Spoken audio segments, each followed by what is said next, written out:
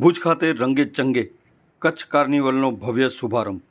અષાઢી બીજના પાવન અવસરે હમીસર કાંઠે કચ્છ કાર્નિવલનું ભવ્ય આયોજન કરવામાં આવ્યું। પ્રભારી મંત્રી શ્રી કાંતિ અમૃતિયા અને રાજ્યમંત્રી ત્રિકમ છાંગાએ કચ્છી માળું અને કચ્છી નવા વર્ષની શુભેચ્છાઓ પાઠવી। પ્રભારી મંત્રીએ જણાવ્યું કે વડાપ્રધાન શ્રી નરેન્દ્ર મોદીના વિકાસના વિઝનથી કચ્છનો સર્વાંગીક વિકાસ થયો છે અને રાજ્ય સરકાર વધુ વિકાસ માટે કટિબદ્ધ છે। રાજ્યમંત્રી ત્રિકમ છાંગાએ જણાવ્યું કે કચ્છ કાર્નિવલ કચ્છની સમૃદ્ધ સંસ્કૃતિને દેશ દુનિયામાં ઉજાગર કરતો અનોખો ઉત્સવ છે। સાંસદ વિનોદ ચાવડાએ જણાવ્યું કે વડાપ્રધાન શ્રી નરેન્દ્ર મોદીની પ્રેરણાથી રાજાશાહી સમયથી ચાલી આવતી અષાઢી બીજની પરંપરા આજે પણ જીવંત છે। કચ્છભરના 1200થી વધુ કલાકારોએ 48 ભવ્ય ફ્લોટ અને વિવિધ સાંસ્કૃતિક કૃતિઓ દ્વારા કચ્છની આગવી ઓળખ રજૂ કરી ભુજના ઐતિહાસિક હમીસર કાંઠે 1200થી વધુ કલાકારોની રંગારંગ પ્રસ્તુતિએ હજારો લોકોને મંત્રમુગ્ધ કરી દીધા હતા। કચ્છી રાસ, ટીપણી રાસ, કચ્છી બોલી, ઢોલી, યોગાસન સહિત અનેક સાંસ્કૃતિક કાર્યક્રમોએ કચ્છિયતને જીવંત બનાવી।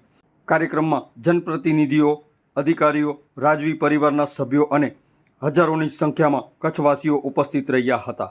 આ અંગે કચ્છ મોરબીના લોકલાડીલા સાંસદ વિનોદ ચાવડાએ મીડિયા સમક્ષ જણાવ્યું હતું કે આજે સતત બીજા વર્ષે કચ્છી નવું વર્ષ અષાઢી બીજના આ પર્વ નિમિત્તે સાંસદ કચ્છ કાર્નિવલનું આપણે આયોજન કર્યું છે।